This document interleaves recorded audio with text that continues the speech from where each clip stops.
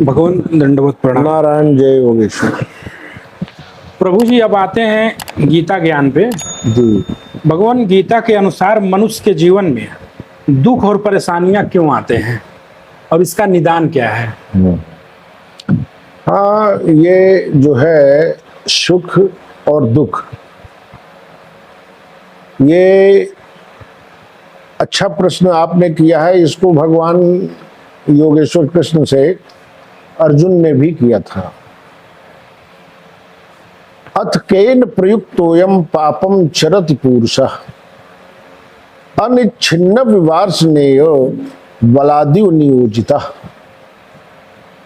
अर्जुन के मन में भी ये बात आई थी, जैसे आपके मन में बात आई कि ये सुख का और दुख का जो ये क्रम है, यही समाज को असंतुलित कर रहा है।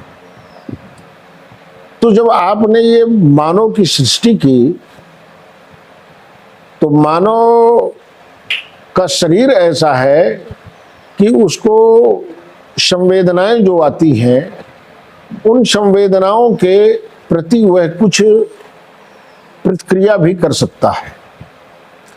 प्रतिक्रिया सब जीव करते हैं, लेकिन मनुष्य के पास जो बुद्धि है और विवेक शक्ति है, ये अन्य जीवों की अपेक्षा बहुत ज्यादा है। तो ऐसी स्थिति में भी व्यक्ति उस पाप के मार्ग में क्यों चल पड़ता है? वो चलना नहीं चाहता। बलाद्यु नियोजिता, वह बलात् उसमें नियोजित हो जाता है। अर्थात कोई बाहर का कारण है, ऐसा कुछ ऐसे कारण बनते हैं जिससे वह पाप करने के लिए मजबूर हो जाता है और पाप की ओर चल पड़ता है। यहीं से जो है सुख और दुख की जो अवधारणा है वो प्रारंभ हो जाती है। हमारे कर्म ही हमारे सुख और दुख के कारण बनते हैं। अब हमारे कर्म ऐसे हैं जिनको हम कभी अच्छा कहते हैं और कभी अपने कर्म को बुरा भी कहते हैं। तो ये कर्म हमारे अच्छे और बुरे ये अलग अलग क्यों हो गए? हम बुरा कर्म तो नहीं करना चाहते, पर आखिर हम किसी के द्वारा नियोजित, मतलब हम नहीं जाना चाहते, हमको जबरदस्ती कोई धक्का दे देता है जिससे हम पाप कर्म की ओर चल पड़ते हैं। तो आखिर ये कैसे होता है महाराज? तो ये हमें बताइए। तो भगवान ने फिर इसका कारण जो मूल रूप से बताया कि देखो, जब मनुष्य का शरीर प्राप्त होता है तो मनुष्य के शरीर में दो हिस्से होते हैं। एक हिस्सा होता है स्थूल, जो हमें दिखाई देता है, ये प्रकृति के तत्वों से बना हुआ होता है। और एक हिस्सा होता है जो सूक्ष्म होता है, जो इन चमड़ी के नेत्रों से दिखाई नहीं देता है। वह एक शक्ति है, एक चैतन्य शक्ति है जिसे हम चेतन कहते हैं। और उसे हमारे ऋषियों और मनीषियों ने भगवान का एक छोटा सा अंश भी बताया। यद्यपि परमात्मा की पूरी शक्ति सर्वव्यापक है, लेकिन वह तत्वों के साथ, उन पदार्थों के साथ कहीं एक आकार धारण करती है, एक निश्चित अनुपात में। तो जब कोई तत्व से हमारा स्थूल शरीर बना हुआ है, तो इस स्थूल शरीर की भी कुछ आवश्यकताएं हैं।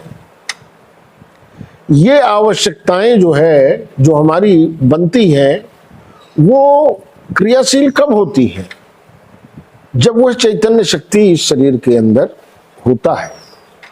और यदि वह चैतन्य शक्ति न रहे तो इस स्थूल शरीर की कोई आवश्यकता नहीं है, वो अपने आप में जड़ता की स्थिति में रहते हैं। ये शरीर के जो तत्व हैं क्रियाशील तब होते हैं जब कोई चैतन्य शक्ति उसमें क्रियाशील होती है, संघात होता है। तो फिर इनकी आवश्यकताएं बनती है। और जब इनकी आवश्यकताएं बनती है तो इन आवश्यकताओं के साथ होता क्या है, इसका उत्तर देते हुए जैसे एक श्लोक में उन्होंने कहा, अर्जुन ने अपने प्रश्न को, वैसे भगवान अब ये बता रहे हैं कि आखिर व्यक्ति जो है ऐसे कर्म की ओर क्यों आगे बढ़ जाता है जहां कभी उसे सुख मिलता है और कभी उसको दुख की अनुभूति होती है। तो तुरंत एक शब्द वो कहते हैं, काम एष। इस शरीर के अंदर एक कामना पैदा होती है, इच्छा पैदा होती है। और वो इच्छा कहां पैदा होती है?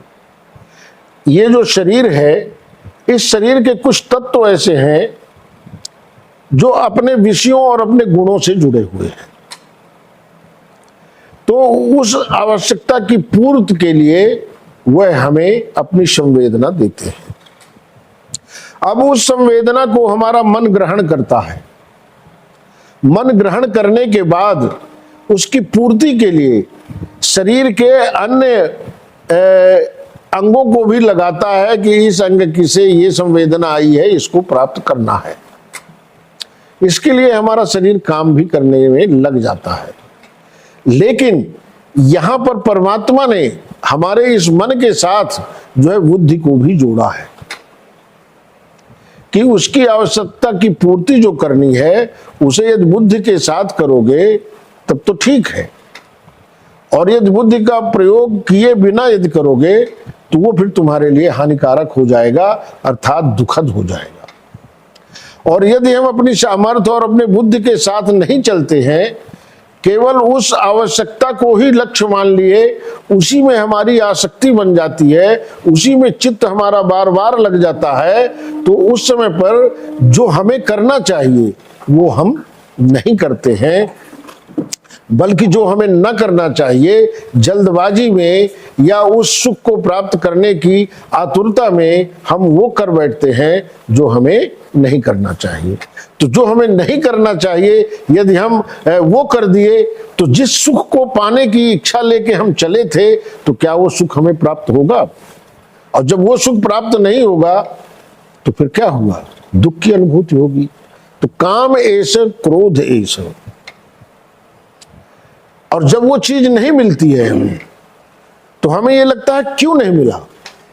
तो जब क्यों नहीं मिला तो कोई ना कोई कारण सामने आता है, और जब वो कारण सामने आया तो हम उसे बाधा मान लेते हैं कि हमारे इस मार्ग को जो है बाधित ये कर रहा है। तो जो भी हमारे किसी कर्म में या किसी लक्ष्य की प्राप्ति में बाधा उत्पन्न करता है तो उसके प्रति हमारे मन में क्रोध उत्पन्न हो जाता है। और जब क्रोध उत्पन्न होता है तो क्या होता है कि फिर हमारी बुद्धि और भी काम करना बंद कर देती है। तो ये क्यों होता है? तो भगवान कृष्ण ने अर्जुन को बताया कि ये इसलिए होता है कि जब प्रकृति का जो रजोगुण होता है, रजोगुण क्या होता है कि हमारे शरीर को ऐसे सुख से बांधता है, वो काम भी करना चाहता है लेकिन वो जल्दबाजी में सुख प्राप्त करना चाहता है केवल शरीर के लिए। और जब शरीर के लिए केवल सुख प्राप्त करना चाहता है तो उसके अंदर जो ईश्वरीय शक्ति है, जो दैवी शक्ति है, वो गौड़ हो जाता है। मतलब उसको कमजोर मान लेता है, इसको प्रमुख मान लेता है। तो रजोगुण उत्पन्न जब होगा हमारे शरीर के अंदर तो लोभा प्रवृत्ति आरंभा कर्मणाम शमः स्पृहा, हमारे मन में निश्चित रूप से लोभ जैसी बात आएगी। और लोभ क्या है? लोभ का तात्पर्य यही है कि बिना मेहनत किए कम मेहनत में हम ज्यादा सुख की वस्तु को प्राप्त कर लें और कम समय में प्राप्त कर लें। तो भाई ये प्रकृति का नियम ऐसा है कि भाई कुछ बीज ऐसे होते हैं जो कि 1 महीने 2 महीने में 4 महीने में फल देने लगते हैं, और कुछ ऐसे होते हैं जो 1 साल बाद देते हैं, कुछ ऐसे होते हैं जो 5 साल बाद देते हैं, कुछ ऐसे होते हैं जो 25 साल लगता है। जैसे इमली के पौधे को लगाओ तो 25 साल बाद फल देगा।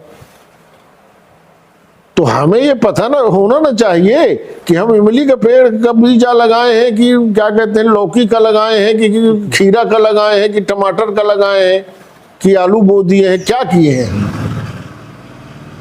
और जब यही पता न रहेगा तो हम तो अब आज बीज लगाए और कल इमली का फल चाहेंगे और न मिलेगा तो हम दुखी हो जाएंगे। तो हमें जो रजोगुण है वो हमें तंग करता है, और ऐसी स्थिति में अर्जुन को भगवान ने कहा कि अर्जुन ये पाप कोई करने के लिए बलात् जाता नहीं है, बल्कि अज्ञानता बस उसकी सोच और उसके कर्म जो होते हैं वो सुख और दुख के कारण बन जाते हैं। तो अब इसका निदान क्या है? अभी तक हम लोग सब ये जानते हैं कि मानव बुद्धिमान होता है, बुद्धि से ही चलता है, लेकिन श्रीमद् भगवद गीता में तो यह है कि बुद्धि भर से काम नहीं चलेगा यार। बुद्धि से काम केवल इतना चलेगा कि आप अपने शरीर को समझ जाओगे, अपने शरीर की आवश्यकताओं को समझोगे, उनकी आवश्यकताओं को पूर्ति करने के लिए अच्छा भी काम करोगे, बुरा भी करोगे। लेकिन उसके आगे जो है ज्ञान भी है, बुद्धि। जैसे बहुत लोग अभी बुद्धि और ज्ञान को एक ही मानते हैं कि वही ज्ञान है, वही बुद्धि है, लेकिन इन दोनों की स्थिति अलग है और श्रीमद् भगवद गीता में इनका उल्लेख भी है। तो जो ज्ञान होता है वो ज्ञान हमें जो है बुरे कर्म से हमें बचाता है, बुरे कर्म की ओर जाने ही नहीं देता है। और जब बुरे कर्म की ओर नहीं जाने देता है तो निश्चित रूप से उसमें कोई क्षमता है। तो यदि हमें सुख चाहिए तो उसमें बता दिया है भगवान ने कि यद अग्रे विस्मय परिणामे अमृतोपमम। जिस कर्म में कहीं जरा सा इस शरीर को कष्ट हो रहा है, संघर्ष करने में थोड़ी सी निराशा भी कहीं दिखाई देती है, लेकिन लक्ष्य की जो प्राप्ति होगी ऐसे कर्म में वो परिणाम जो आएगा वो अमृत के समान होगा। तो ऐसे सुख को पाने के लिए हमें पहले थोड़ी सी कष्ट सहने के लिए पहले से ही जो योजना बना रहे हैं कर्म करने के लिए, पहले से भी तैयार रहना चाहिए। और यदि तैयारी हमारी इस तरह की है कि नहीं, हमारे विषयों और हमारे इस शरीर के सुख के लिए पहले ही हमें परिणाम चाहिए, ऐसा कर्म करने के लिए हम बलात् आगे चल जाते हैं, तो फिर ये मान के चलो कि हमें उसमें सुख मिलेगा नहीं, दुख ही मिलेगा। तो ऐसे कर्मों की योजना बनाते समय सबसे पहले तो यह है कि सुख और दुख के लिए जो कर्म किए जाते हैं उनकी हम पहचान करें। पहचान करने के बाद फिर हम अपनी सामर्थ्य का आकलन करें, और सामर्थ्य का आकलन करने के बाद हम अपने बुद्धि को उसमें लगा दें, और बुद्धि के साथ साथ हम ज्ञान का भी सहारा लें। ज्ञान का सहारा लेंगे तो केवल इस शरीर के सुख के लिए काम नहीं करेंगे, बल्कि दूसरे शरीर को भी उस परिणाम से सुख मिले, ऐसे कर्म की ओर जब हम बढ़ेंगे तब हम सुख और दुख के बीच में संतुलन बना पाएंगे। और नहीं तो सुख और दुख का जो असंतुलन बना रहेगा, हम दुख को दूर करने के लिए अनेक दुख पाने के लिए दुखद कर्म विचार बनाएंगे और उन विचारों से कर्म करते जाएंगे, और सुख से हमारा वास्ता या संबंध जीवन भर नहीं हो पाएगा। और एक दिन ये तो निश्चित है कि तस्मात् परिहार्यते, इस मृत्यु का कोई उपाय नहीं है राजन, अर्जुन, इस मृत्यु से बचने का कोई उपाय नहीं है। एक दिन हम उसको प्राप्त कर लेंगे और ये सुख और दुख को चिल्लाते रह जाएंगे कि ये क्यों आ रहा है, भगवान बिगाड़ रहे हैं, ऐसा हो रहा है, वैसा हो रहा है। और हमारे पास जो ईश्वर ने शक्ति दी है, जो एक कहना चाहिए कि आध्यात्मिक शक्ति है, उसका हम प्रयोग नहीं कर पाएंगे और हमारी लीला खत्म हो जाएगी। तो इसीलिए क्या कहा गया है कि समय रहते हम अपने बुद्धि शक्ति को, अपने विवेक शक्ति को, अपने शास्त्रों के माध्यम से, अपने माता पिता के माध्यम से, अपने समाज के माध्यम से, अपनी परंपरा के माध्यम से, अपने सनातन मूल्यों के माध्यम से जान लें कि हमें कैसा विचार करके किस कर्म की योजना बनानी है, और फिर हम कर लेंगे। तो फिर न तो हमें सुख के प्रति आकर्षण रहेगा और न दुख के प्रति विकर्षण रहेगा। दुख से हम विचलित नहीं होंगे और सुख से हम बहुत प्रसन्न नहीं होंगे। तो ये कारण है और इसका समाधान ये है कि हमको ये करना ही पड़ेगा।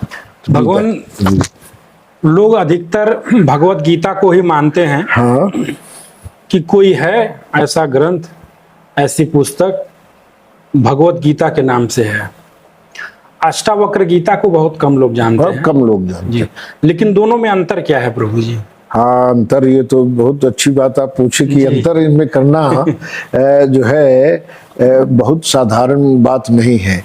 देखिए, श्रीमद् भगवत गीता जो है अर्जुन के माध्यम से योगेश्वर कृष्ण के द्वारा इस समाज के कल्याण के लिए मानव जात जो सर्वश्रेष्ठ जीवों में माना गया है उसका भी एक समाज है। समाज तो सबका है, चींटी का भी है, मटा का भी है, दीमकों का भी है, पशुओं का भी है, सबका अपना अपना एक कुनबा है। वो भी एक साथ रहना जानते हैं, वो भी बच्चे पैदा करते हैं, वो भी अपने बच्चों का पोषण करते हैं, सब करते हैं।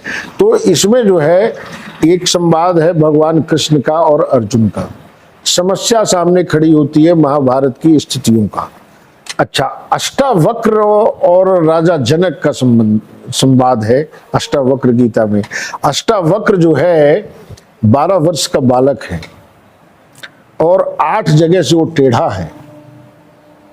राजा जनक एक ऐसे राजा हैं जो तपस्वी भी है, योगी भी है, और योगी नहीं है, योगी राज हैं।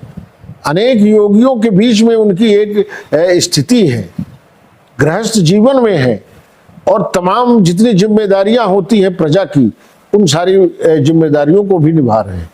और साथ में अपने प्रजा के साथ इतने घुले मिले हैं कि ये पता ही नहीं चलता है कि ये राजा है कि प्रजा है। भगवान ये भी क्लियर करते चलिए, राजा जनक त्रेता युग के राजा जनक थे या कोई और थे?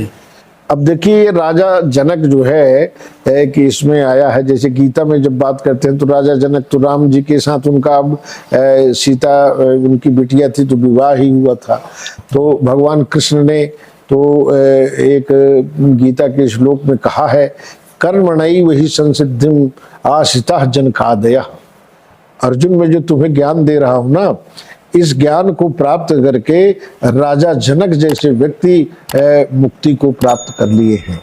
तो ये हमारे जो शाश्वत पात्र हैं, जैसे हम विश्वामित्र को देखें, वशिष्ठ जी को देखें, हनुमान जी को देखें, और क्या कहते हैं जितने भी देवल ऋषि वगैरह हैं, इनको आप त्रेता में भी पाएंगे, आप द्वापर में भी पाएंगे, सतयुग में भी पाएंगे।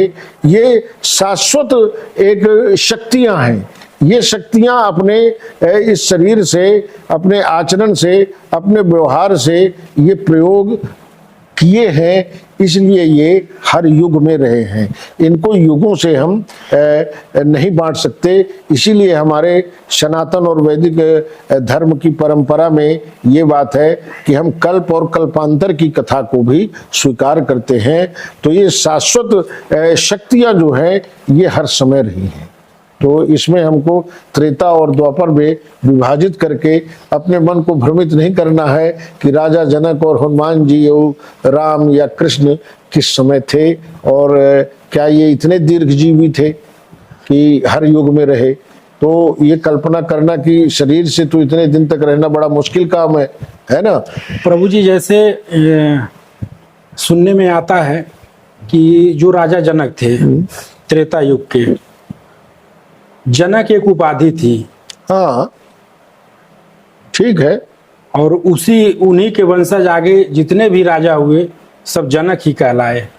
हाँ, तो ये भी है, ठीक है। जैसे हम व्यास एक हमारा जो है पद है, राष्ट्रपति पद है, प्रधानमंत्री पद है ना। जैसे जब कभी भी कोई बात आती है तो भारत के प्रधानमंत्री ने ये कहा, तो भारत के प्रधानमंत्री ने कब कहा, यदि वो शाश्वत कहा तो हमेशा रह गया।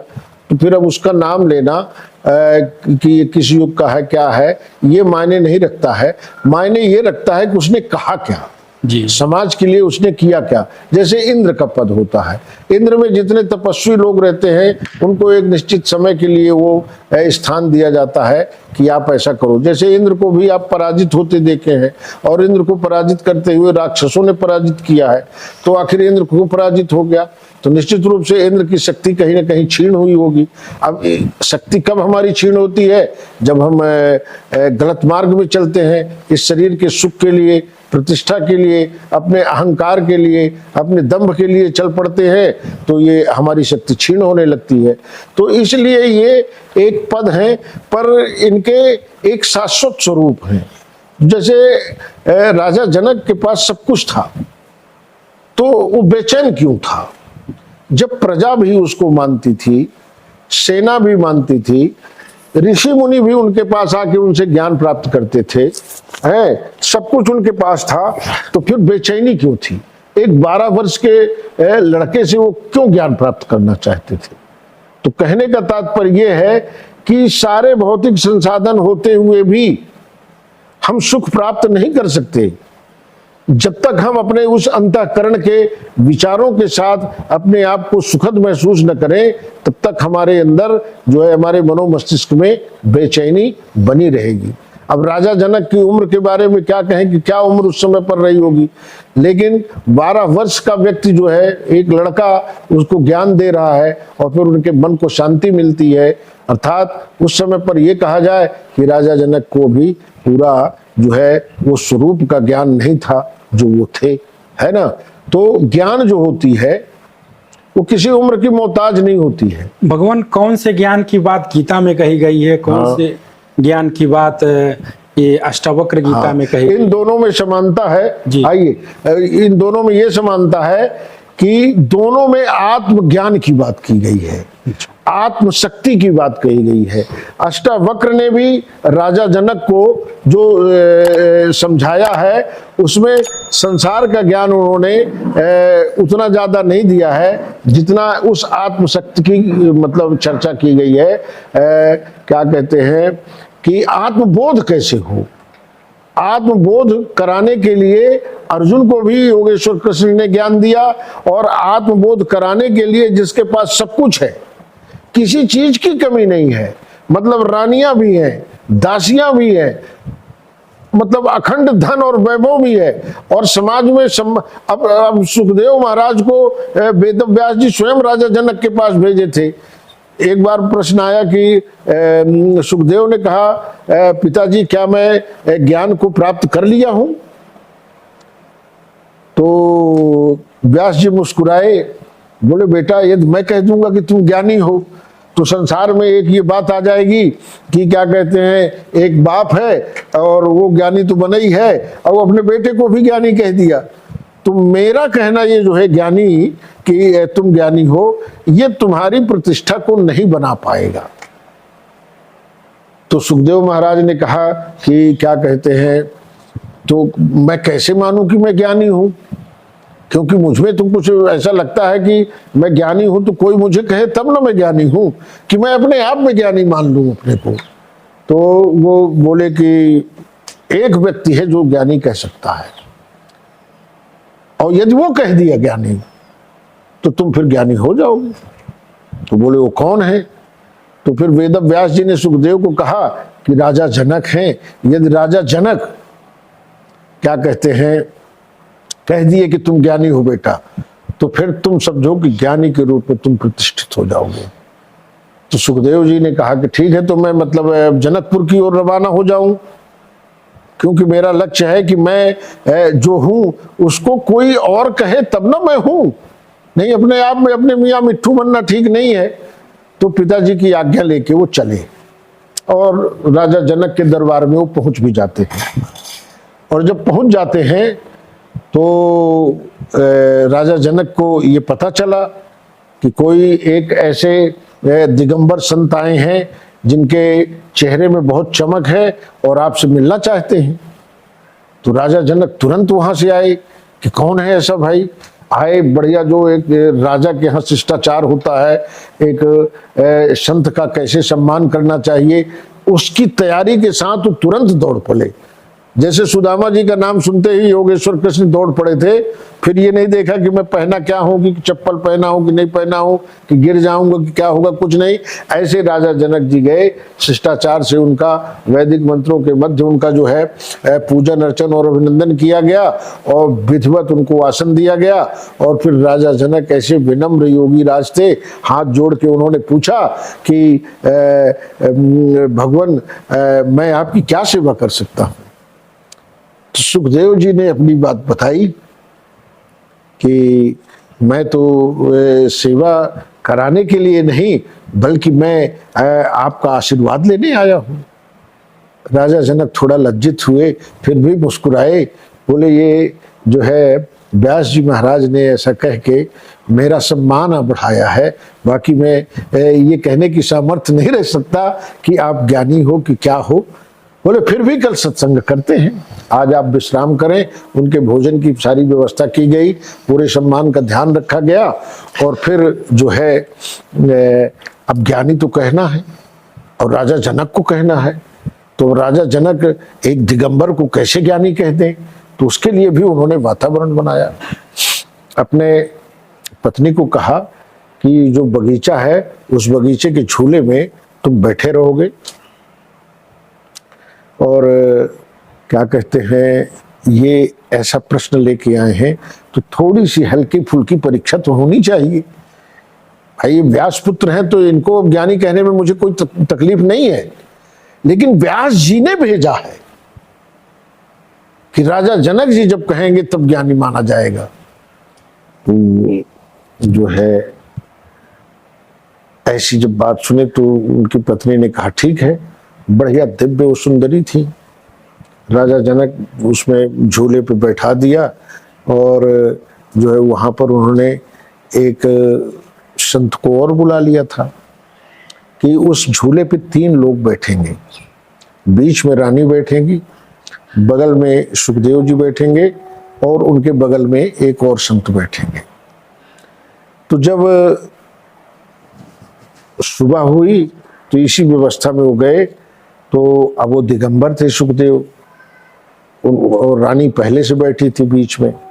सुखदेव जी आए तो सुखदेव जी बढ़िया झूले पे जैसे एक सामान्य रूप से केवल बैठना है तो जाके बैठ जाते हैं। कुछ देर बाद एक और व्यक्ति को बुलाया गया, वो भी आए। अब 3 लोगों की बैठने की जगह कम थी पर बैठना था। तो जब वो आए तो उनको लगा कि कम है जगह, तो वो एक किनारे बैठना चाहते थे। तो जब रानी जो है उधर जाती थी मतलब उस दूसरे व्यक्ति के साथ कि भाई महाराज जी को तकलीफ ना हो तो मैं उधर ज्यादा टिक जाऊं, तो वो बेचारे थोड़ी और खिसकते थे। उनको ये डर था मन में कि ये रानी है और मैं संत हूं, इनके शरीर का स्पर्श मेरे शरीर के साथ नहीं होना चाहिए। तो और खिसकने लग गए। जब और खिसकने लग गए तो रानी और खिसक रही थी कि महाराज जी को तकलीफ ना हो। अब तो एक सीमा है भाई, अब कहाँ खिसकोगे।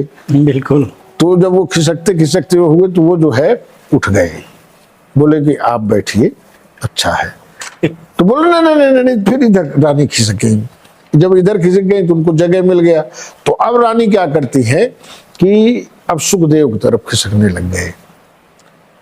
तो जब सुखदेव की तरफ आने लग गए तो सुखदेव तो ऐसे एकदम निशंक बैठे हैं कि चाहे शरीर स्पर्श हो जाए चाहे कुछ भी हो जाए, मुझको क्या करना है।